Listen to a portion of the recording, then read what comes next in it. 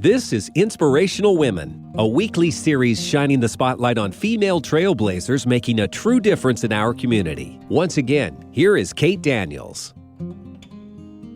Life, of course, just naturally has its challenges, and the important thing to understand is captured in this quote from a long ago philosopher.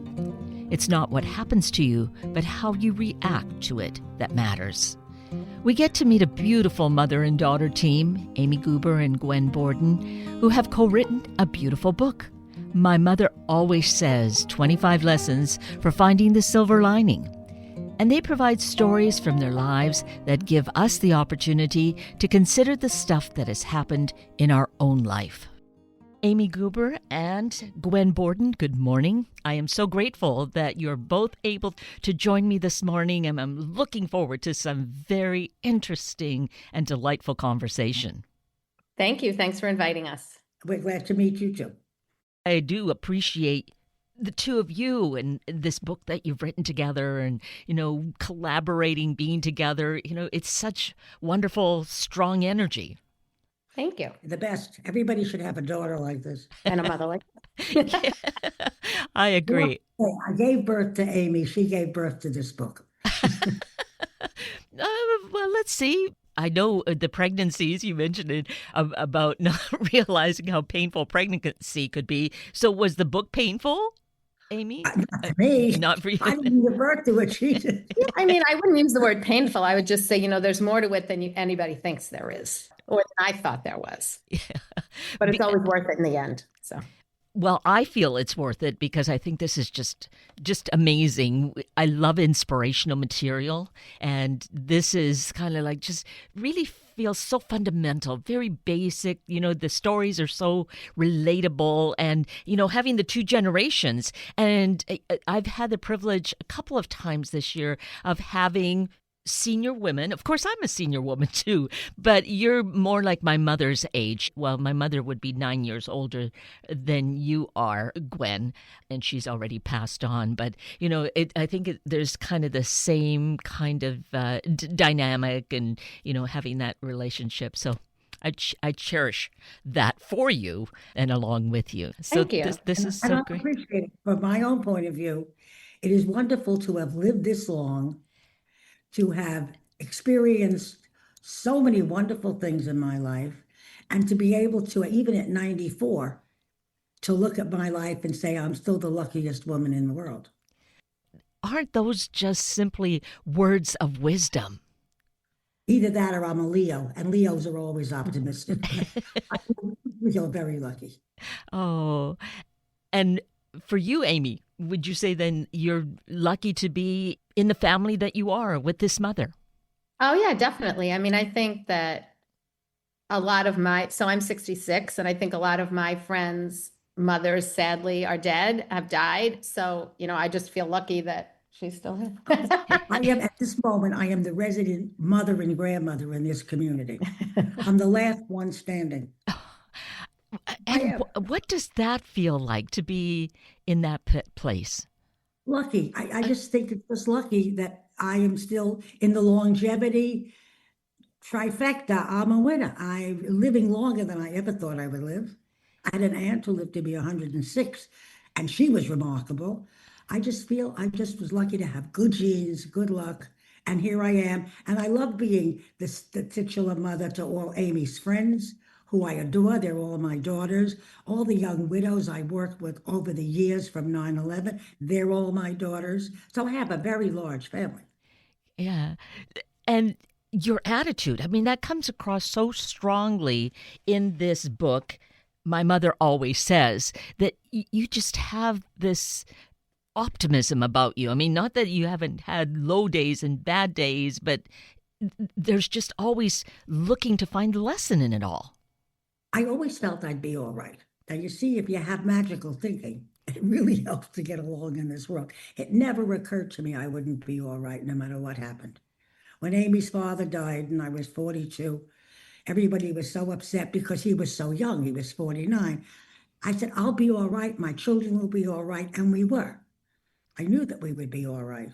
Yes. So I have a fundamental belief that I'm going to get a free pass whatever happens.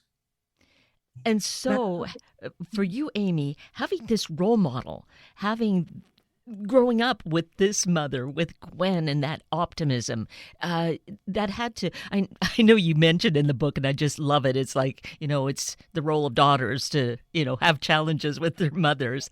Right. But really, when it comes down to it. So I think, when we look at the optimism, it's really when we look back. So it wasn't every day was like, sunshine and rainbows, because she's a very critical thinker and I'm a very critical thinker. So, things would go on in life. And one of the things she would say was, don't complain about it, do something about it. So we are critical thinkers of what's happening, so we weren't like, Donna Reed, like, yay, today is Monday. It wasn't that kind of an upbringing. I mean, which I don't know that there is that and know that we want that. But I think the optimism comes across when you look back, like when we say, she was a young widow and look how she got through that. And then, she went to social work school. So it wasn't always in the doing. It was as you reflect back to see the progress made or the opinions created during a difficult time. Mhm. Right. And then it's sort of, what I do from my work is I'm an action coach. So I'm all about stepping forward and doing things. So that doesn't come from nothing, right? I mean, you have a mother who, was a young widow who went back to school to get a second master's. Is every widow doing that? I don't think so. So, when you see that kind of forward motion, that sort of a role model, I think was very crystal clear to me. And I definitely followed that path in all the things I've done. So I would say that was a big impact. And I could see that with your life. And I really applaud that, as I do with any of my guests, where I see that they've, come to a crossroads and they decide to make what is a big change. And in your first career, you had ended up in the in graphic arts, right? Advertising. In advertising. And decided, no, it wasn't for you when you got to that pinnacle and went a totally different direction, just kind of jumping in the deep end. It was starting a bakery, which is, again, I applaud that. And it wasn't necessarily going to be your lifelong career, but that with both of you, making these changes, I think is just such affirmation for any of us who might feel like, oh, I'm so scared of this, but you just do it anyway, right? The main message is not to be afraid to fail. There are worse things in life than failure. One of them is boredom. So if you're not afraid to fail and you ask yourself what would be worse or better, just do it. I think overthinking everything you do, trying to get control over what is not controllable, is such a waste of time. I think you have to learn to trust yourself. All important decisions should be made from the gut, not the head. Yeah. Yes. Feel right. Trust yourself. You will be all right. And invariably, you will be all right. And so what is it going to be? That's true. Just jump in that deep end. But I found that with your telling the story of your very young years, that you just seem to know how to hit a stride anytime. Things you just were loved by so many. No, your mother was so busy with, in the book, people can read the story, but your mother was so taken with your older sister.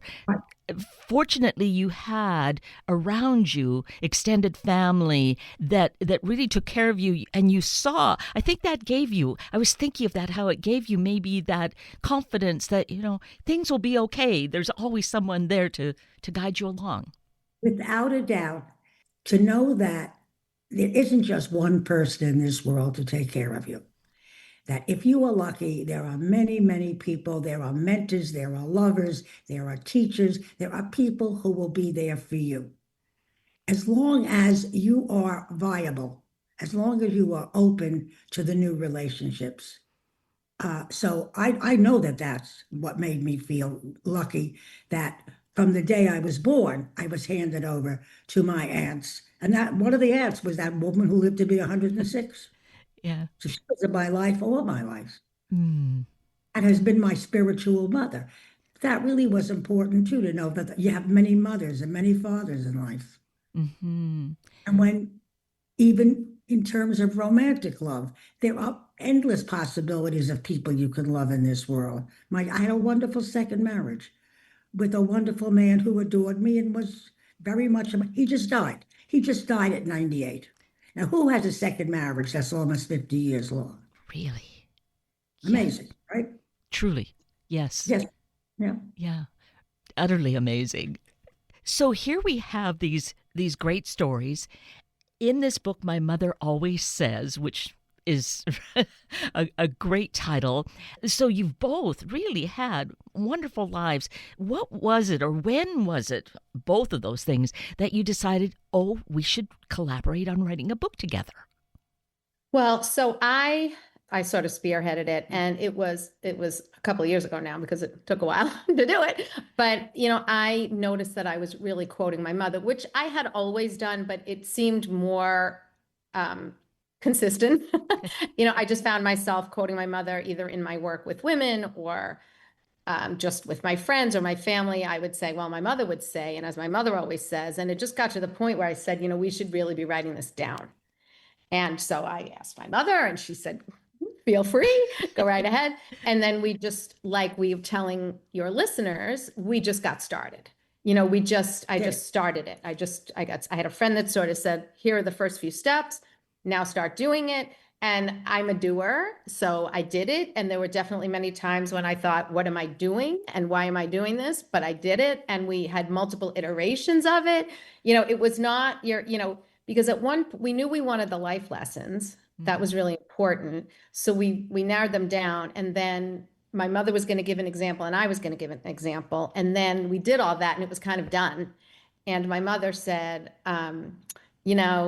it's great and everything, but we really need the story to tie it together. And I was like, okay, all right, but she was right, she was right. So we went back to the beginning and then we added the story. So it's really the book. My mother always says 25 lessons for finding the silver lining, kind of a mouthful, but it's really part memoir, right? It's the amazing story of my mother's life, which I think it really is amazing. And then it's the lessons she learned throughout, her framework of them. And then what I, as a different generation, as a coach for women, how I try to encourage the reader to incorporate those lessons into their own lives. Mm-hmm. So it's sort of multi-phase. And I think the final iteration is the best iteration. And that's why we did it.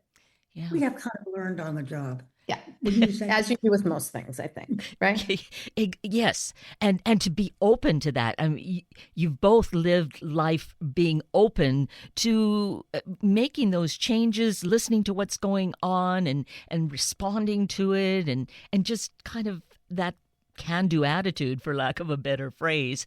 But you would embrace, here's this change. It may look scary and everything, but we're going to go and take it, and this is what you did, and yes, sharing the stories. It's wonderful to have these experiences, to hear, Gwen, what you went through over the decades, because you say when you were born in the 30s, it was the Depression era. There was polio rampant. A decade later, there's the bombing of Pearl Harbor and World War II. So there's just so much history, but to get that personal perspective, I think, really has great value for us. If you live your life and you're aware of what is around you, if you don't have your head in the sand and you're aware that one's whole life is evolutionary, and without change, I don't know where we would be. We'd be back in the trees deciding should we come out of the tree or not. The first 8 that came out of the tree didn't know what was happening either. So it's all been good. I feel like Zelig. I've been at every event because I've lived so long. I mean, when you live almost a century, a lot has happened.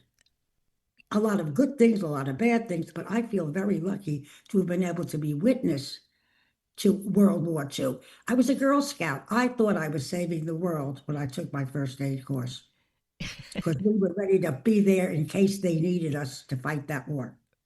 Yeah. And I can still do all the pressure points. Isn't that amazing? And what is, as you say that you still remember all that. That is the thing about your memory, your brain. You're still so with it and just so engaged in life. It's Well, I will Amazing. tell you, I have severe learning disabilities. I can't spell, I can't add, I can't keep a checkbook. I really have severe learning disabilities that went undiagnosed and unnoticed. Now, I have two graduate degrees and another degree and a major in English literature yet. And I will tell you that I am lucky I had this prodigious memory. The prodigious memory got me through everything academic that I otherwise might have failed because of my severe disabilities. So I had this great balance of this remarkable memory, which I'm still gifted with. Mm. That was my secret weapon. What a great weapon to be Yeah. blessed with. Yes, Really. it was a blessing. So that I can't spell is not important. Really, yes. And now with computers, there's spell check. So, and they get it wrong sometimes too. So even computers Now can't. that I can't see because I have macular problems, this still doesn't matter. No. But see, here you are laughing with that. There's that spirit, that can-do-ness. Like, okay, that's happening. What am I learning from it? And in fact, isn't that one of the really big lessons? Yes, Right? it's there are no bad experiences, just the ones you don't learn from. And that is sort of the theme through the whole book, Mhm. is that, and you don't see it when you're going through it. So just to clarify, you don't go through a death or a disruption or a breakup or losing a job or any of those things. And while you're going through, think, well, this is going to be great. That's not true. It's that you do, you feel the feels, you get to the other side. And as you move forward, you try to look back and see, what did I have inside that got me through that? I still have that. Mhm. What did I learn from it? But you can't typically see it at the moment, right? You Right. really have to, it's No, retrospect. it's Yes. definitely a review of the situation after you have lived through it. Now, if the situation was so bad that it destroyed you, you wouldn't have the opportunity. Mhm. But when you survive it and come out the other side, walking, talking, doing, you say, now how'd that happen? I would say to myself, I used to attribute it always to this incredible free pass I had and my luck. I always did. I had a lot of confidence in myself because I had survived so much. I guess living well is the best thing. Success, nothing exceeds like success. I was so successful in everything I was able to do Yes. because I was lucky. Yes. So, and then we get to a point where we see, okay, this has happened. So I may feel a little trepidation here. I may be a little bit scared, but go ahead and try it. And if we fail, oh well, there's still some lesson to be learned. I think the main thing to learn is, aside from that, there's nothing wrong with failing, is nobody dies twice. So people who are always anticipating bad things happening are forever suffering before it happens. And my motto for years has been not I will cross that bridge when I get to it, but I'll jump off that bridge if I have to. If I have to. Mhm. So to not anticipate, to not write scenarios, to not try to imagine what could be, and just embrace the fact that you have no control over it. And when you get there, you'll do something. Something will happen to make you do something. And it Yes. invariably does. Yeah. Just so amazing, so encouraging. Um, and so wise. I always like to go back to the word wisdom because I think that's what's happening here. You see these life lessons. There's wisdom in it. Then we learn from it and carry it forward. But having material, these stories that you share, and my mother always says, is a way for us to feel that encouragement, so that we may feel that fear, but this helps us to make those changes, set those goals, aspire to something. And if we fail, then we see, yeah, remember what Gwen said, what Amy said, and just keep on Mhm. moving. And it was important in all the years I have been a therapist is to realize people don't learn from what you say. They only learn from what you do. So that when I had, I don't know how many beautiful young widows in my office following 9/11, I was practically on retainer for the New York Fire Department. these young women saw was another woman who had been widowed, had survived, and made a life. I didn't have to say another word. It gave them hope that they could do the same thing Yeah. without no lecturing, no talking, no saying, be brave. It was a question of, you can do it too, because I had done it. So I Mhm. think being a teacher, always teaching by example, not by lecturing. Yes. And I'm so glad you mentioned 9/11 because I know that is one of the times here that you write about and that you live through. And you were this therapist with the New York Fire Department working with the widows. And, we're coming upon that anniversary, 24th anniversary, 24 years ago. Do you still actually have any contact with any of the families? Absolutely. You would be surprised. Mm. I absolutely have a lot of very important daily, weekly, monthly contact with all my daughters, all those wonderful daughters I had. One of them called me recently and said, Gwen, I'm going to be 70. What do you think? I said, do you realize I was 70 when I worked with you? She said, no. I said, you were so distraught you wouldn't care what age I was. I was 70 that year of 9/11. Yeah. That's how old I was when I was working 25 hours a day. Yeah. But, looking back on it now, oh, I am in touch with these women. And I want to say, without equivocation, I had no suicides. I had nobody went to jail. Everybody went on to live at least an acceptable, fruitful life again, and Mhm. still are. So I Wow. felt good about that. I Oh, have, yes. yeah, I mean, really, how could you not? That I was could, such a horrific time, and to see the role you played, and it's so amazing to talk to you, who were so close on the scene, so connected at that time, because of here we were on the West Coast, hearing all that and seeing all that play out, and to know that there's healing going on and lives that are being lived to the fullest. and some of those children, I mean, they were all young widows, so they came Mhm. in with very young children. So some of those children have now gotten married and have children, and I'm in touch with some of them. And it is amazing to me. They didn't know how they were going to survive without a father.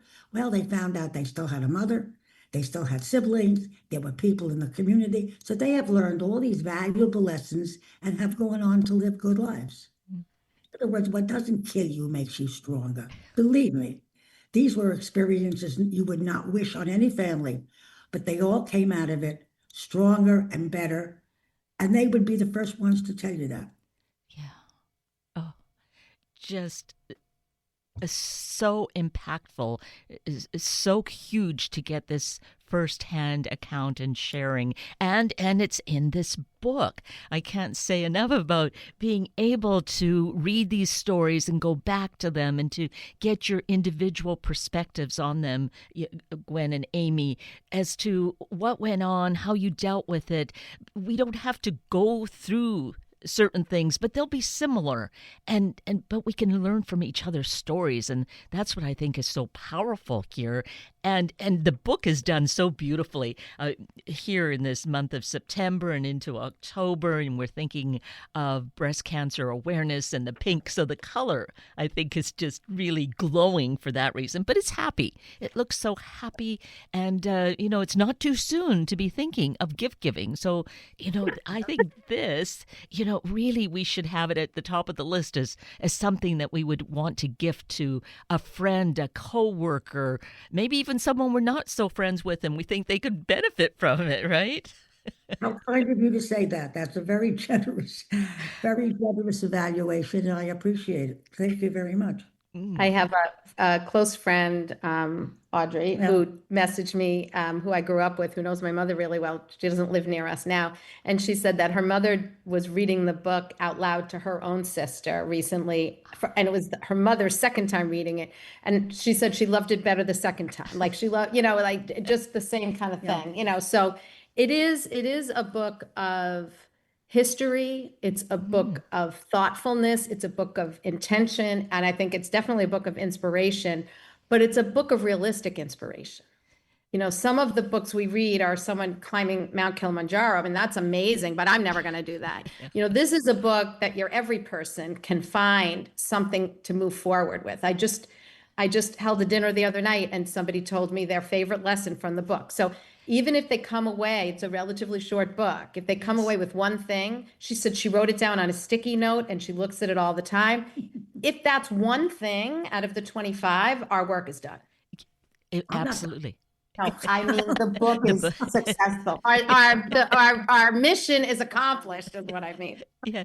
Well, and I think to that point, and reading the book a second time or picking it up, a few months down the road and you find a different lesson, all of a sudden something else stands out because of maybe what we're going through at that point in time. So it has that kind of relevancy, I feel, and just, is then that kind of gift that keeps on giving.